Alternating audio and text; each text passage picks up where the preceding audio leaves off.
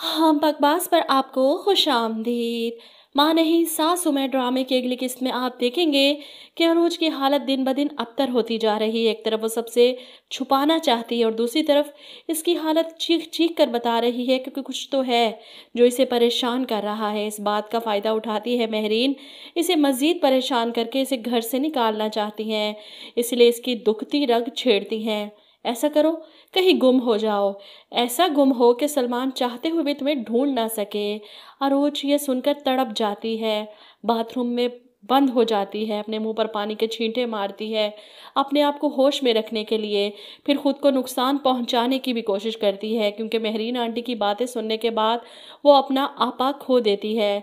वो पहले भी गुम हुई थी, अब तक खुद को तलाश नहीं कर सकी और ये चाहती हैं कि फिर से गुम हो जाऊं। वो इसी तरह बिखरे हाल में घर से बाहर की तरफ भागती है।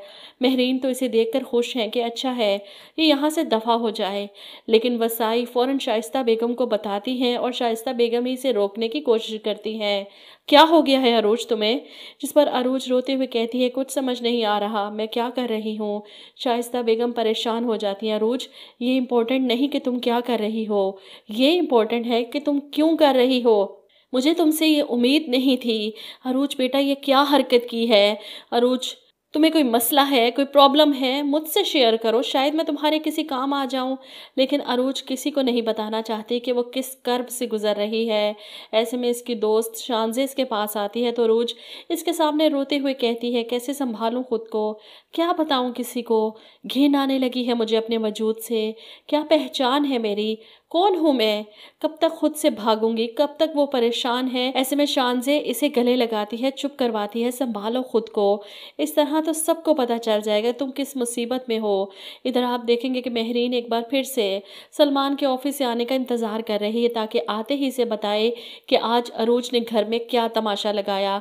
कुछ पता भी है तुम्हें अरोज ने क्या किया, कुछ बताया इसने तुम्हें? जिस पर सलमान भी चीखता है यही तो मसला है मॉम, वो मुझे कुछ बताती ही नहीं। वहाँ से गुजर रही थी अरोज इनकी बातें सुनकर सामने आ जाती है। रोते हुए महरीन आंटी से कहती है कि आप क्यों मुझे अजियत देना चाहती हैं, क्यों मेरे साथ ये सब कर रही हैं। जिस पर महरीन कहती है शुरू हो गई तुम्हारे ड्रामेबाजियाँ, तुम सबकी हमदर्दियाँ वसूल करने के लिए सब कर रही हो ताकि सब तुम्हारी तरफ मुतवज्जा हो जाएं। सलमान चुप करके इन दोनों की बातें सुन रहा है। ऐसे में अरोज अपनी सास से कहती है मैं नहीं चाहती कि कोई मेरी तरफ मुतवज्जा हो, मुझे अकेला छोड़ दें, तन्हा रहना चाहती हूँ मैं। ये सुनकर महरीन फ़ौरन जवाब देती हैं कैसे फिल्मी डायलॉग बोल रही हो, अकेला रहना चाहती हूँ, तन्हा छोड़ दो, ये तुम्हारी माँ का घर नहीं ससुराल है तुम्हारा, माँ का घर। ये लफ्ज़ सुनकर अरूज फिर से दिल बर्दाश्ता होकर अपने कमरे की तरफ भाग जाती है। वहाँ जाकर रोती है ये मेरी माँ का घर नहीं है, जहाँ से मैं आई हूँ वो भी तो मेरी माँ का घर नहीं है, तो फिर मेरी माँ का घर कहाँ है?